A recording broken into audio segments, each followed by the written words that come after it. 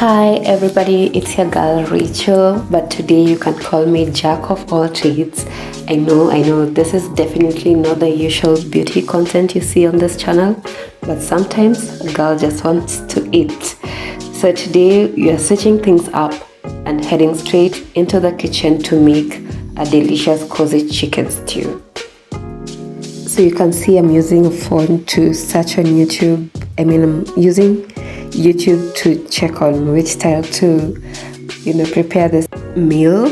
So don't worry, nothing fancy, just good food that warms the soul. And trust me, if I can make this, you can too. So yeah, today Jack of all trades is in the building.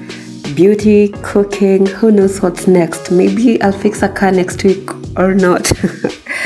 I don't know, I just want to explore a lot of things up here because I feel like I have a lot to share, but I don't know. But if just check out on my videos and maybe next time you'll find something that resonates with you. Yeah, so from this point onwards you can follow through the cooking, and maybe you can share your comments, maybe you give me your likes, whatever it is you can to support my content, I'll appreciate. So yeah, let's get into the video, guys. So here you can see a new set of hands because I asked my sister to come and help me partition the chicken because I didn't believe in myself to do it perfectly, and yeah, she usually does a perfect job. So yeah, that's why you see different set of hands. Yeah.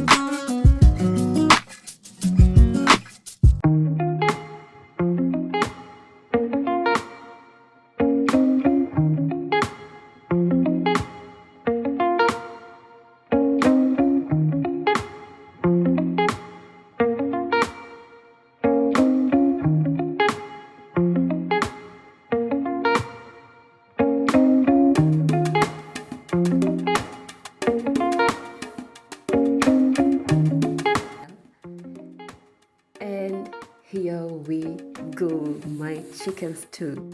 Simple, hearty, and perfect for anyone who loves comfort food.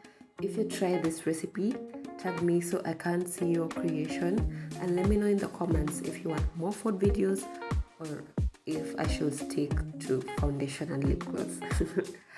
I'm just kidding. So thank you guys for hanging out with me today. Don't forget to like, comment, and subscribe if you haven't already. Whether it's beauty or bites, I appreciate you being here. Until next time, it's your girl Rachel, aka Jack of all trades. Peace out.